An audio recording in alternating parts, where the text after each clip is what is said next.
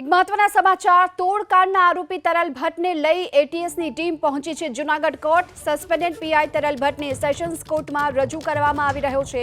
ચુસ્ત પોલીસ બંદોબસ્તની વચ્ચે તેને કોર્ટમાં રજૂ કરાયો। કોર્ટમાં રજૂ કરી એટીએસ તરલ ભટ્ટના રિમાન્ડની માંગ પણ કરશે અને આ રિમાન્ડમાં તરલ ભટ્ટ તોડકાંડના અન્ય રાજનો પણ પર્દાફાશ કરે તેવી શક્યતા હાલમાં તો જોવામાં આવી રહી છે।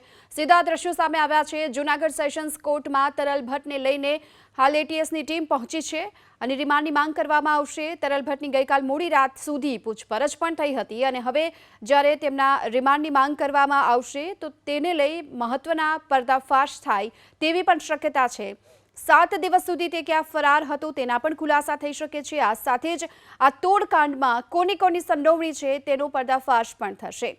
તો તોડકાંડનો આરોપી તરલ ભટ્ટ ગઈકાલે જેની અમદાવાદથી હાલ ધરપકડ કરવામાં આવી હતી। એટીએસની ટીમ જૂનાગઢ કોર્ટ ખાતે તેને લઈને પહોંચી છે અને આ સાથે જ આપણે એ પણ જણાવી દઈએ કે સીપીઆઈ તરલ ભટ્ટ પર આરોપ છે અનેકના બેંક ખાતાને ફ્રીઝ કરી તોડ કર્યાનો।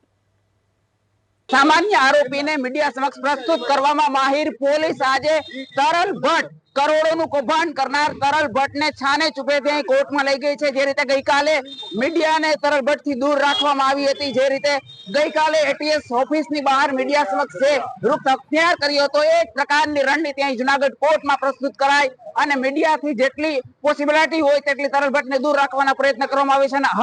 हाल जूनागढ़ कोर्ट में तरल भट्ट ने रिमांड नी मांग साथे एटीएस रजू કરી રહી છે। પ્રતિક પંડ્યા, જૂનાગઢ, એબીપી અસ્મિતા। તો હવે રિમાન્ડની માંગ કરવામાં આવશે અને આ રિમાન્ડમાં અનેક ખુલાસાઓ થાય તેવી પણ શક્યતા છે। તરલ ભટ્ટ કોનો સગો જેને લઈ તેને છુપાવવા માટેના પ્રયાસ થઈ રહ્યા છે, આ સૌથી મોટો સવાલ ઉઠી રહ્યો છે કારણ કે પોલીસ જે રીતે તેને કોર્ટમાં રજૂ કરી રહી છે તો તેને છુપાવવાનો પણ પ્રયાસ થઈ રહ્યો છે। તેને લઈ સવાલ એટીએસની ટીમ હાલમાં તો પહોંચી છે અને આ સાથે અનેક સવાલો પણ ઉઠી રહ્યા છે। કૌભાંડી તરલ ભટ્ટના વિઝ્યુઅલ ન થાય તેનું કેમ ધ્યાન રાખવામાં આવી રહ્યું છે? તરલ ભટ્ટ કોનો સગો જેને છુપાવવા માટેના પ્રયાસ થઈ રહ્યા છે? અનેક સવાલ અત્યારે ઉઠી રહ્યા છે।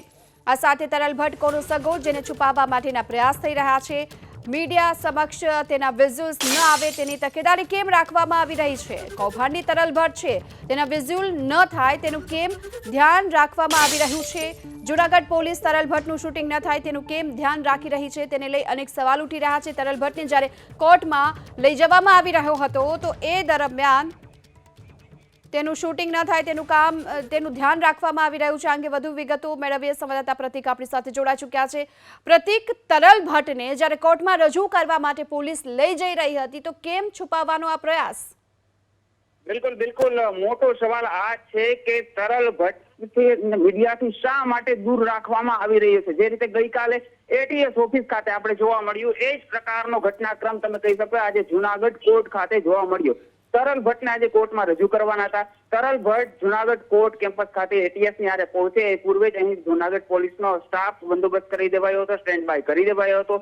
જૂનાગઢ પોલીસના સ્ટાફને 2 કલાક લગભગ પૂર્વે આપની પાસે હું આવીશ। જી, આપેલા એક મહત્વના સમાચાર અત્યારે સામે આવી રહ્યા છે।